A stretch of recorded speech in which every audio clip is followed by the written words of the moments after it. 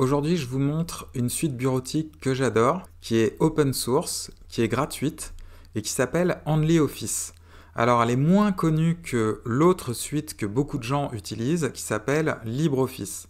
Alors, bien entendu, il y a Microsoft Office, mais je suis sensible à l'open source. Microsoft m'énerve de plus en plus, donc si je peux me passer d'utiliser leur logiciel, je le fais. Donc, j'utilise LibreOffice comme beaucoup de gens. Et j'ai découvert cette suite OnlyOffice parce qu'il y a pas mal de distributions Linux qui la proposent en préinstallé. Notamment Manjaro que j'utilise. Et maintenant, c'est devenu ma suite bureautique préférée. Je vais vous expliquer pourquoi. Quand j'utilise Office, très souvent, c'est parce qu'un client, un collègue de travail m'envoie des documents à modifier, à lire, à leur renvoyer. Pour moi, personnellement, Office, c'est un peu le vieux monde. J'utilise plus vraiment ça. Par exemple, si je rédige des articles pour mon site, je vais directement sur le tableau de bord de WordPress et on peut très facilement faire de la rédaction directement là-dessus. Si je veux faire de la correction grammaticale, j'utilise ici le logiciel Antidote. Donc ça, c'est un logiciel privé, mais il est super pour corriger l'orthographe. Et donc, je vais plutôt passer par celui-là que passer par Word. Maintenant, si on veut faire sa comptabilité, il y a des CMS open source comme Dolibar qui sont très avancés. J'utilise de moins en moins Excel, par exemple.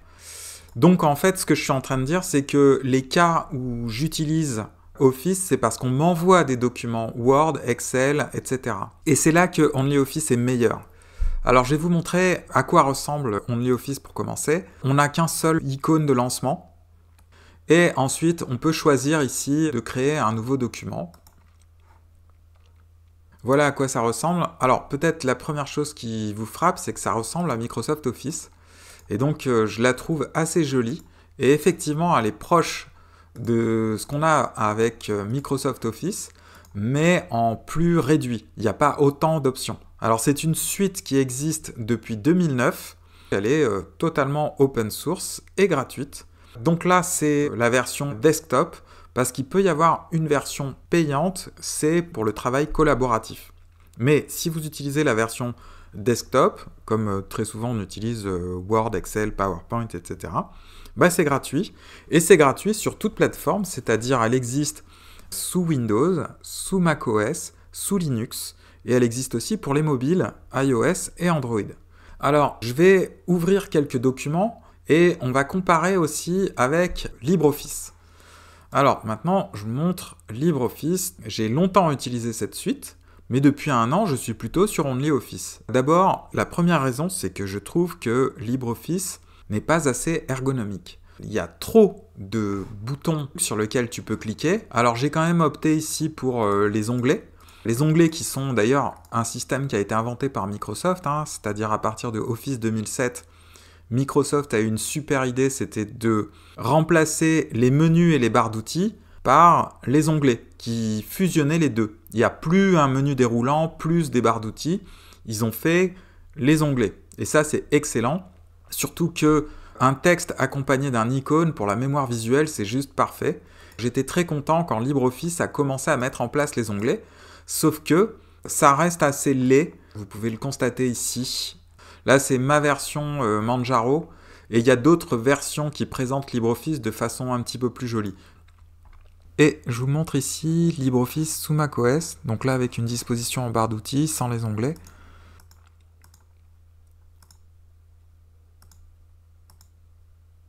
Donc ce que je reproche un peu, c'est qu'il y a beaucoup trop de trucs sur lesquels cliquer, c'est un peu confus. C'est pas minimaliste comme j'aime, mais c'est une excellente suite bureautique. Elle est plus complète que OnlyOffice, il y a beaucoup plus d'options. Sauf que moi, j'utilise rarement ces subtilités et j'ai besoin d'être efficace quand un collègue m'envoie un document. Et c'est pour ça que, pour moi, OnlyOffice est meilleur et je pense qu'il va être de plus en plus utilisé. Alors maintenant, on va comparer l'ouverture de certains documents. Et donc ces trois exemples, ce sont des modèles Microsoft. Et évidemment, quand vous cherchez des modèles de CV, des modèles de présentation PowerPoint, des modèles de comptabilité ou sur tableur Excel, c'est souvent des modèles de Microsoft Office. Et donc c'est là que OnlyOffice va tirer son épingle du jeu. Donc là, je vais commencer par celui-là, un CV contemporain. Alors ça peut être bien utile. LibreOffice s'en tire pas trop mal. Le problème, c'est que j'ai des choses un petit peu bizarres. Donc par exemple, ici, j'ai le fond du texte qui est gris. Et donc si je veux le remplacer là, vous voyez, j'écris à la place et on voit qu'il y a une couleur grise qui reste là. Normalement, il devrait m'indiquer les styles sur lesquels je suis. Là, je suis sur titre 1. Voilà, ok, style de paragraphe, ok. Donc là, si je change, ça doit garder. Voilà, bon. Mais il y a ce fond gris qui est un peu étrange. Qu'est-ce que j'ai d'autre comme problème? Vous voyez ici, là, il y a un objet bizarroïde qui s'est mis là, qui à mon avis n'est pas à sa place. Si je veux changer un petit peu les textes là, je vais écrire 2 lignes, ok. Ça a l'air de marcher, de respecter la typo, mais il y a toujours ce fond gris. À mon avis, les textes, ils sont sous les triangles blancs, donc ils sont pas trop à leur place. Donc ici, je vais essayer de changer l'email. Ok, ça a l'air de fonctionner. Donc ce qui m'intéresse, c'est que ça garde le style que l'on a sélectionné. C'est en blanc, mais il y a toujours le fond gris. Et alors dans les compétences ici, vous voyez, j'ai des jauges ici. Je vais zoomer. Et donc évidemment, j'ai envie de les changer. Si par exemple, je veux montrer que je suis nul en marketing, alors si je double-clique dessus, non, là on me dit d'écrire un texte, c'est pas du tout ça. Mais ce que je voudrais, c'est baisser ici cette jauge ici. Vous voyez ? Donc là, ça me paraît bien compliqué. J'y arrive pas. Ça ne fonctionne pas. Alors peut-être ici dans les...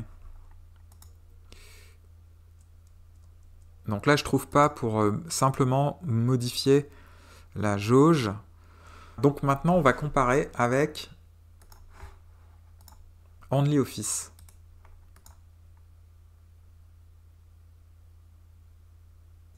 Alors déjà, le premier truc qui me frappe, c'est que les choses sont mieux présentées.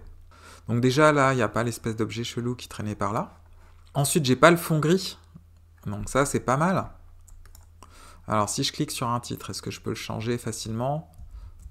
Ah, il m'a pas gardé le style, je suis obligé de le remettre ici. C'est un peu gênant. Un bon point pour LibreOffice qui a gardé le style. Alors là, je suis sur le style normal. Si j'écris OK, il garde bien le style normal. Donc ça, c'est bien. Si je clique ici, je suis dans le titre 4. OK. Donc là, si j'écris OK, c'est bon. Voilà. Donc là, ça fonctionne bien. Si je veux changer l'email, là, il se met sur le style contact 1. OK, c'est parfait. Ça me semble bien. Maintenant, si j'ai envie de changer la jauge ici, là, je vais zoomer. Et donc là, il y a la possibilité de descendre la jauge comme je veux. Voilà. Donc ici, ça fonctionne beaucoup mieux.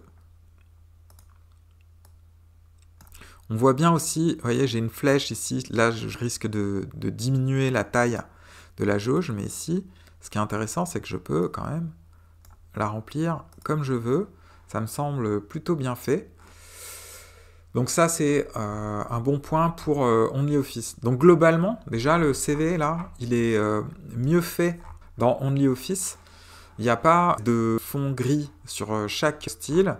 Il y a une plus grande facilité pour modifier les jauges ici. Donc il y a un meilleur respect du CV d'origine, je pense. Et donc là, on voit déjà le petit avantage de OnlyOffice. Alors un truc qui est excellent aussi, c'est que vous voyez ici les barres d'outils.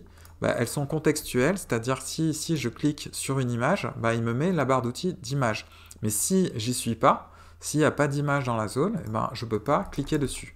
Voilà. Le but, c'est qu'il y ait le moins d'outils possible, que ça n'envahisse pas l'interface utilisateur. Et ça, je trouve ça extrêmement ergonomique. On va regarder un autre CV réalisé sur l'équivalent de PowerPoint. On va l'ouvrir avec Impress. Bon, déjà, le CV a été extrêmement bien interprété, tout me semble bien calé. Alors je vais tenter quelques petites modifications. Allez, on y va pour le site. Ouais, ça marche très très bien, il n'y a aucun problème. Là, si je veux changer le texte ici, dans une boîte de texte, c'est nickel, ça perd pas les styles. Ici, si je veux rajouter un point vert,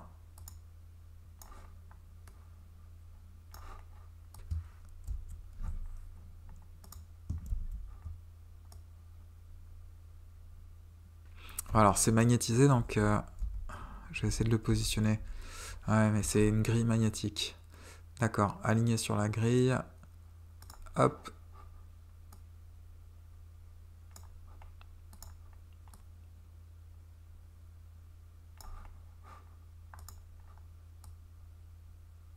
Ah, ça continue d'être magnétique, c'est pénible. Attends. Ok, j'y suis arrivé, mais alors si jamais tu le bouges après, ça se remagnétise. Là, il y a un petit bug. Je suis obligé de rappuyer dessus. Je suis obligé de bien le faire du premier coup. Hein. Alors.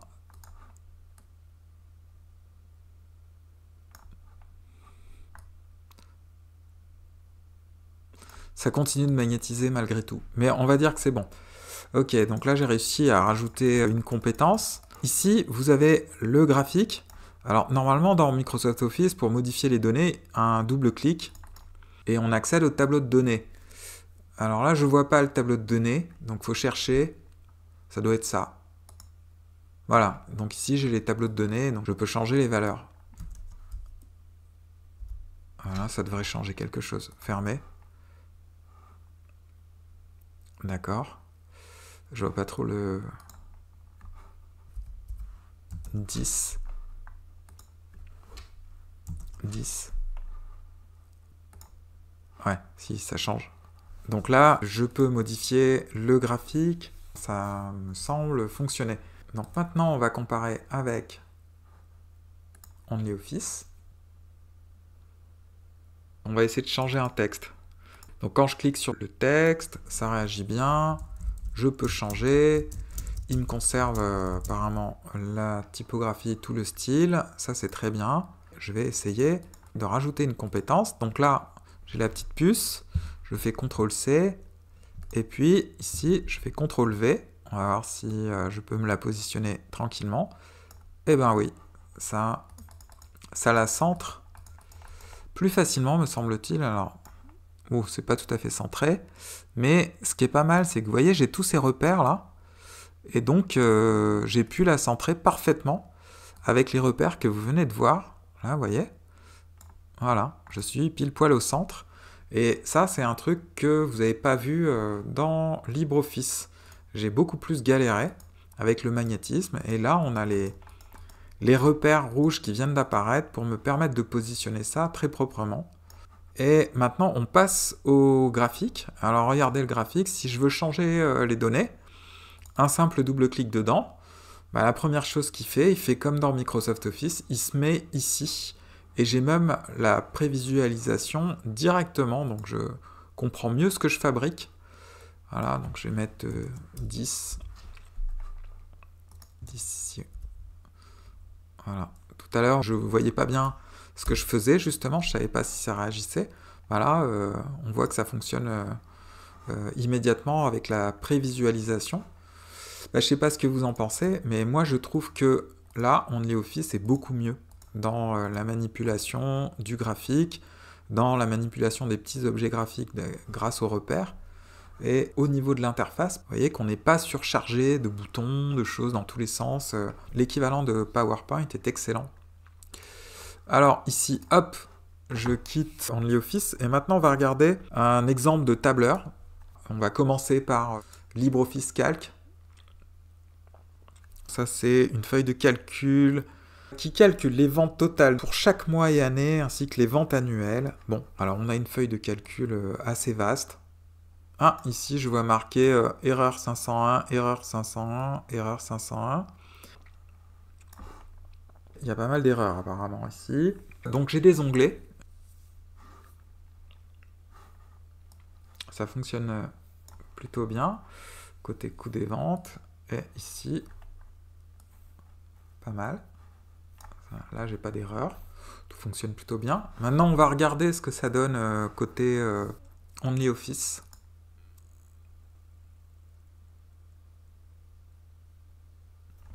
Alors déjà, premier truc, OnlyOffice, c'est plus joli. Au niveau du dessin des onglets, c'est joli. Là, il y a un fond noir. Voilà. Déjà, on voit qu'il y a une meilleure interprétation de ce modèle. Et regardez, là, il n'y a pas marqué erreur. Vous vous souvenez que sur cette première feuille, il y avait marqué erreur, erreur, erreur partout. Donc là, il y a une moins bonne compatibilité avec une formule, sans doute. qu'on doit pouvoir corriger du côté LibreOffice, hein. Mais là, ce modèle est parfaitement interprété.